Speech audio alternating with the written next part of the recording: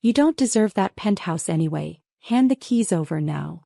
Her voice rang across the decorated ballroom, louder than the music, sharper than the champagne glasses clinking around us. 50 heads turned, eyes locking on me like I was an uninvited guest at my own brother's wedding. The world froze for a second. My pulse thundered in my ears. My mom's palm collided with my cheek so hard that my earring flew off, spinning across the marble floor. Gasps filled the air mixed with whispers. Did she just? In front of everyone? Hi everyone. My name is Camille Rivers, I'm 29. And if you think family loyalty runs deeper than humiliation, let me show you what betrayal really looks like. Tell me what's heavier, silence or shame? The lights above glittered like a mockery. My brother kept smiling stiffly, pretending the cake, the flowers, the laughter mattered more than the sting still burning across my skin. I wanted to scream, to fight, but instead I straightened my back. I would not give her the spectacle she wanted. I bent down, picked up the earring, slid it back in, and walked away from the stunned guests who parted like I carried fire. Each step toward the exit echoed louder than the music I left behind. My heels hit the floor like punctuation marks. Enough. Enough. Enough. Outside, the night air bit my skin. My phone trembled in my hand, not from cold, but from rage that demanded action. I made a single call, my voice steady, words measured. Because revenge does not rise with shouts, it whispers like a secret. An hour later, a black car pulled up in front of the reception hall. The man who stepped out wasn't just anyone. When my mother spotted him through the glass doors, her face drained of color, her hands shook, and then she screamed. And that was only the beginning. Her scream cut through the reception like broken glass. Shrill, panicked, unrestrained. Guests turned toward the glass doors, their chatter dying mid-sentence. The man stepped into the light, tall, composed, his tailored suit carrying a weight no one could mistake. He wasn't family, he wasn't friend, he was a storm wearing polished shoes. My mother's face twisted, her lipstick trembling against her teeth. What is he doing here? She spat, but the tremor in her voice betrayed her. My brother froze at the altar, his bride clutching his arm, clueless yet terrified. The music stuttered, then stopped. I didn't move. I wanted every eye on me, every whisper stitched into memory. They had humiliated me under chandeliers and roses. I would answer in kind. The man's eyes found mine. He nodded once, respectful, before turning his gaze toward my mother. We need to talk, he said, voice low but carrying enough steel to silence the room. Mom staggered back like the marble floor beneath her had cracked. Not here. Not tonight. Too late, he replied. Gasps rippled through the hall. Guests leaned closer like moths drawn to a flame. My mother had spent years perfecting her image, queen of composure, patron saint of appearances. Now, she was unraveling thread by trembling thread. I watched her hands fidget with the pearls at her neck, her breath coming fast. She was remembering things, documents she signed, lies she told, debts she buried deep enough to choke a family. She had gambled on silence. But silence was mine to break tonight. The man slipped a folder onto the nearest table, thick enough to groan under its weight. My mother's eyes widened, her painted nails clutching air. You wouldn't, she whispered. But I only tilted my head, lips curving into something that wasn't quite a smile. The music wouldn't play again, the wedding vows would hang unfinished. Every guest here would walk away not with memories of cake and champagne, but with the story of how my mother's empire cracked wide open at her son's wedding. And that story had just begun. My mother lunged forward, fingers trembling as she tried to snatch the folder, but the man's hand pressed down, steady, immovable. Gasps erupted again, a chorus of disbelief circling the hall like smoke. The bride's mother tugged her daughter closer, whispering in her ear. My brother's jaw clenched. He didn't move, didn't speak, as though he suddenly realized this wedding wasn't his anymore. The man's voice cut through the suffocating silence. Every number, every signature, every property transfer, documented. Right here. His tone wasn't loud, but it carried authority like a gavel in court. I could feel the weight of 50 pairs of eyes pinning me, measuring me against the woman who had just slapped me. For the first time in my life, their gazes didn't feel pitying. They felt sharp, questioning. Who was I really if I could summon him? My mother's knees buckled slightly, her hand clutching the back of a chair for support. Her pearl bracelet slipped down her wrist with a faint clink, like the sound of chains breaking. "Camille," she hissed, her voice strangled. "You don't know what you're doing." But I did. Oh, I knew exactly what I was doing.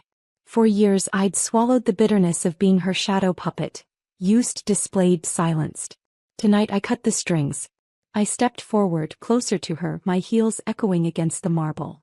"You wanted the keys to my penthouse, Mom?" My voice didn't waver. "Maybe you should explain to your guests how you plan to pay for it with money that was never yours to spend." The crowd erupted into whispers again, like 1,000 bees stirred from a hive. My brother took one hesitant step toward me, but the bride pulled him back, fear widening her eyes. And then the man opened the folder. Pages spilled like truth set free. Numbers. Bank transfers. Signatures. The sound of paper sliding across linen-covered tables was louder than any orchestra. My mother's mask cracked completely, her breath came shallow, her hands shook. For the first time, the woman who commanded every room with a glance looked small. And I realized something then. The slap had left a sting on my cheek, but tonight, it was her legacy that was burning. The hall felt colder now, the chandeliers casting crueler light as the papers lay exposed across white linen.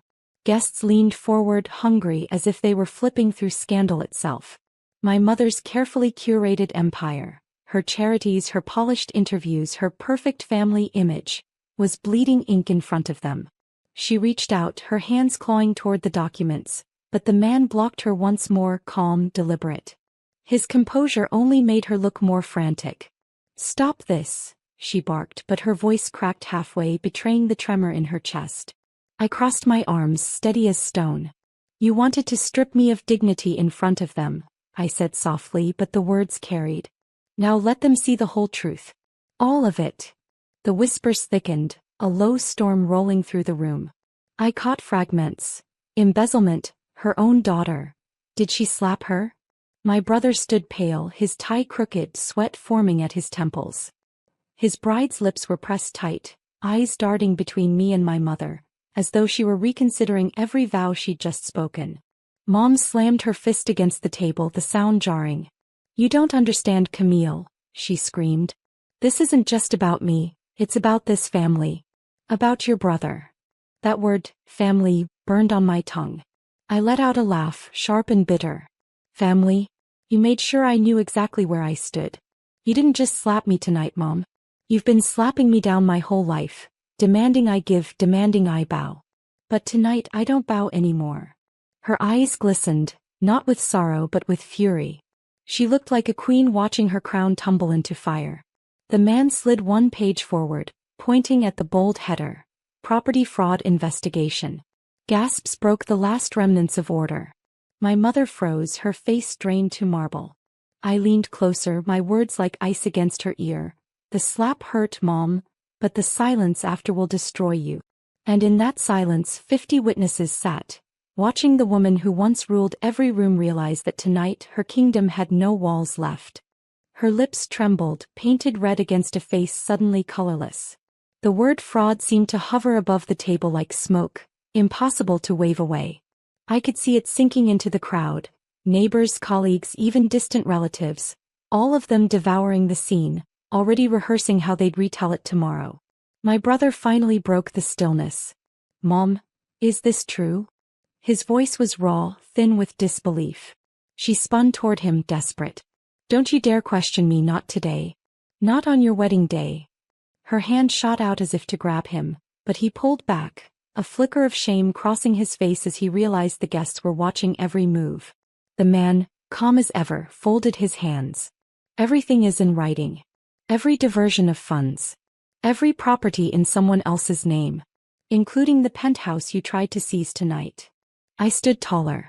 The sting of her slap still burned, but it had transformed into a strange, fierce clarity. "You wanted to humiliate me, Mom. But the truth? It humiliates you." The bride's father cleared his throat, breaking the thick air. "We don't tolerate scandals," he muttered almost to himself but loud enough for everyone to hear.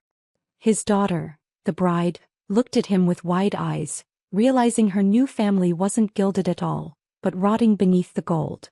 My mother's breathing grew shallow, her pearl necklace rising and falling rapidly. Camille, she whispered, her voice breaking like glass underfoot. You'll regret this. You've ruined everything. I tilted my head, letting the silence stretch, letting her words sink into the crowded hall. No, Mom, I said quietly, so the room had to lean in to catch it. You ruined everything the moment you chose image over blood.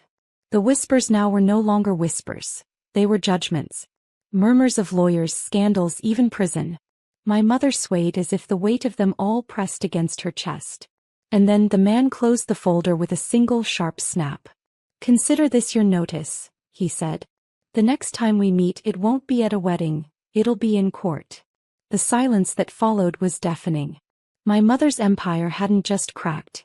It had collapsed in front of 50 witnesses, and I hadn't raised a hand. But inside me, a thought burned brighter than the chandeliers above. This was only the first strike. The wedding no longer felt like a celebration. It felt like a courtroom. The scent of roses and champagne had soured into fear, judgment, and shame. My brother stood frozen, his bride trembling beside him, her bouquet drooping as petals scattered like broken promises onto the floor. He tried to steady his voice, but it cracked. Tell me this isn't real, Mom. Tell me Camille is lying. Her hands shook as she reached for him, pleading eyes searching for loyalty she no longer deserved. I did everything for you. For this family. You think your little sister understands sacrifice? She knows nothing about carrying weight. But her words rang hollow. Guests leaned back in their chairs, arms folded, eyes narrowed. No one defended her. No one rushed to soothe. The queen was alone, crown shattered. I turned toward my brother, meeting his eyes for the first time that night. She's not protecting you, I said quietly. She's protecting herself. And if you don't see it now, you'll drown with her. His throat bobbed, his Adam's apple rising like he was swallowing rocks. For a moment I thought he might lash out at me. But then his bride stepped forward, her voice trembling yet steady. I can't marry into this. She ripped the veil from her head, let it fall to the floor like discarded innocence, and fled through the open doors, sobbing into her father's arms. Gasps cut through the room again. My brother staggered back as though struck, staring at the veil on the ground, his future unraveling thread by thread. My mother lunged toward him. No, don't let her go. We can fix this, we can. But he shoved her hand away. The gesture was small, but it thundered through the hall louder than the music ever had. His rejection, her disgrace. It was all there, raw, undeniable. I watched her stumble, watched her pearls finally snap and scatter across the marble, white beads rolling in every direction like the pieces of her crumbling legacy. And in that glittering mess I felt no guilt, no regret.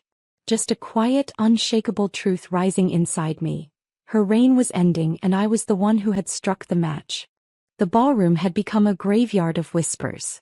The music never returned, the laughter long extinguished. Instead, 50 guests sat trapped in a silence that felt heavier than stone.